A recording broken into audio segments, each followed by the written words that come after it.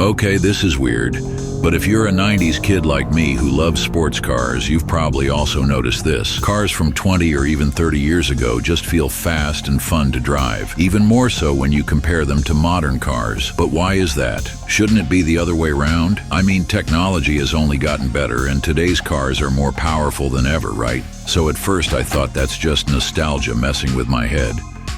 Boy, how wrong I was, because the more I looked into it, the more I realized that there's so much more to it, that there's actually something off when it comes to modern cars. So down the rabbit hole I went, and what I came out with is what I call the 5 laws of speed. Let me tell you, if you ever have the urge to make your car feel faster and more fun to drive, look no further than this list. So kick back, relax, and let's go into car geek mode, where I will list the 5 laws of speed which make cars feel fast.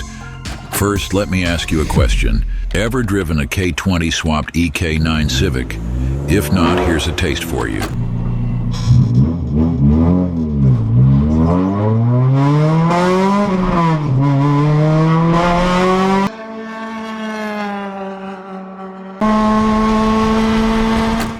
You drop a gear, rev it out, and suddenly it feels like you're about to hit light speed, only to look down and realize you're doing, well, something right around the legal speed limit on the Kanjo loop.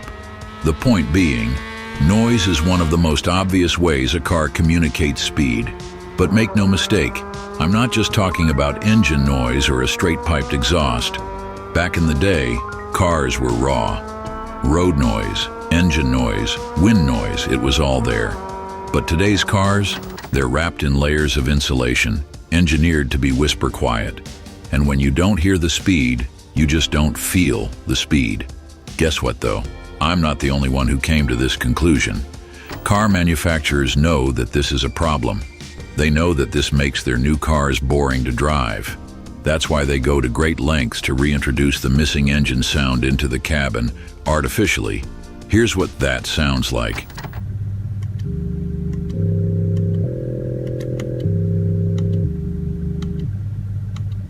Yeah, that's a Mustang, by the way. But Ford isn't the only brand doing that, though. Far from it. BMW M5, check. GR Yaris, check. Golf GTI, check. BMW M2, check. Nissan, Lexus, Hyundai, Kia. As you can tell, the list is getting pretty long at this point, but I just can't wrap my head around it. Why would anyone want their car to sound like a mini Lambo from the inside when in reality, it sounds like a vacuum cleaner on the outside? It just feels wrong and completely kills otherwise great cars for me. Am I the only one? Drop me a comment if you feel the same way. But like I said, sound is just one piece of the puzzle. And luckily for us, the next thing that gives us a sense of speed in a car can't be faked. At least I wouldn't know how. I bet this FD feels fast as hell when you're at the wheel, and I can tell you exactly why. Picture this. You're sitting in a lifted F-250 doing 50 miles per hour. Feels like nothing, right? Now hop in a go-kart and hit the exact same 50 miles per hour. Suddenly you feel like you're breaking the freaking sound barrier. It just feels ridiculously fast. That's because your mind's playing tricks on you. When you're sitting high up in a F-250, the only reference points for your vision are in the distance, and they're slowly moving towards you. Not exactly a sensation of speed, right? Let's take it even further. Imagine sitting on a plane and looking down.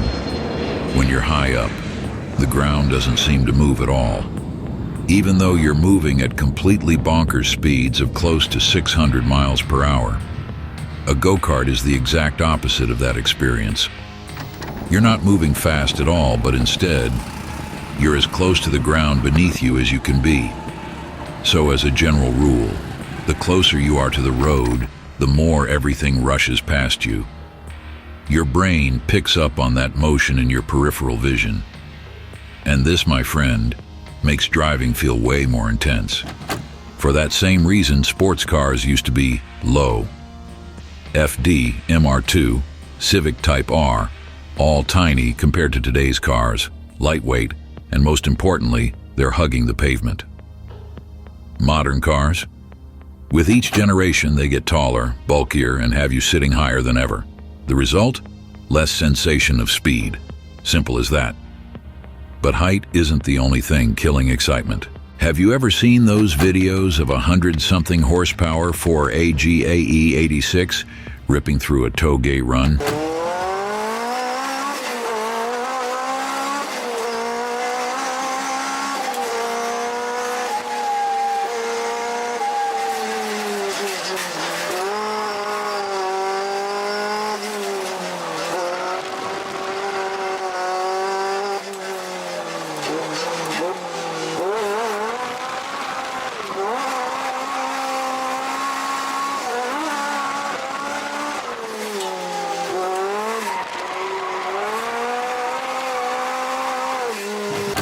A car can have all the horsepower in the world, but if it's dragging around more than 5,000 pounds of metal and batteries, it's going to feel like a big rig. That's just a fact. Yeah, I'm kind of looking at you, M5 with your pickup truck weighing ass.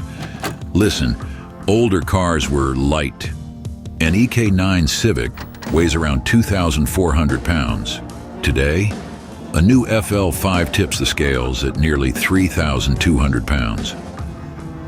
I can't think of a single sports car that hasn't gotten heavier.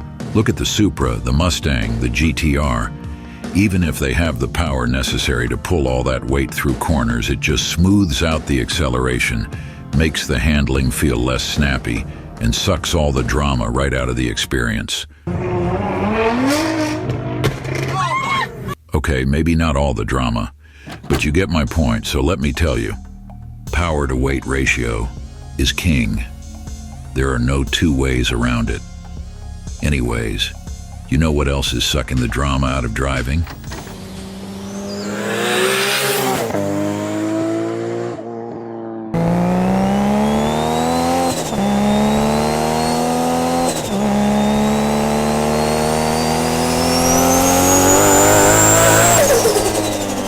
First of all, shout out to HeartNet Media and Garage Saurus for sharing this work of art with us.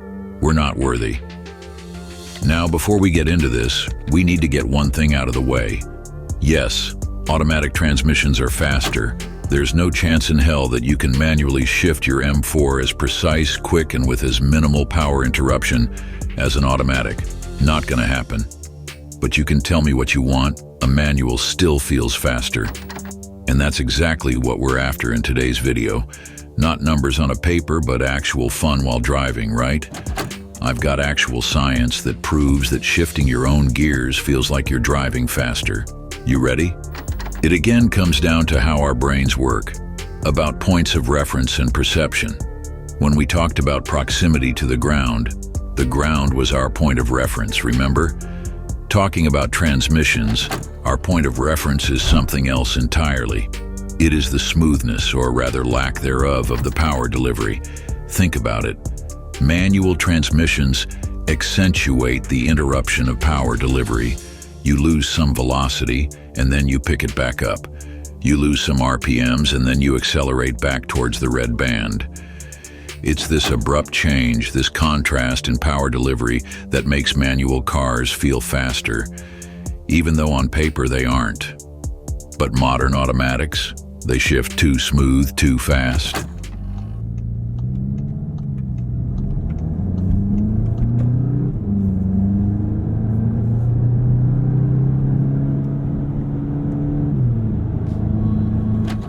They take away that contrast in power delivery. As a result, they actually accelerate faster while at the same time feeling slower. But what about paddle shifters, you ask? Well, they also don't cut it. They're just buttons that lead to the same result. Smooth and fast shifting with as minimal as possible interruptions in power delivery. But there's one final thing that separates cars that are fun to drive from those that ultimately fall short. Imagine you're around 60 miles outside of Tokyo. It's early morning. Just after sunrise, traffic is minimal and the air is crisp. You're about to go on an early morning run, just you, your car, and the perfect stretch of asphalt. You can already feel the unforgettable, almost cinematic driving experience that awaits you. If you ever heard of Togi, played Gran Turismo, or watched Initial D, then you know exactly where we are now. Hakone Turnpike is arguably the most famous toge climb in all of Japan, and for good reason. Smooth pavement, banked corners, and a perfect mix of sweeping curves and tight hairpins. Most importantly, though, it's a privately owned road, which means no speed cameras. Doesn't get any better than that, right? Now, before you take on this treat of a driving experience, let me ask you this. Which car would you choose for your run? One that feels smooth and stable in turns.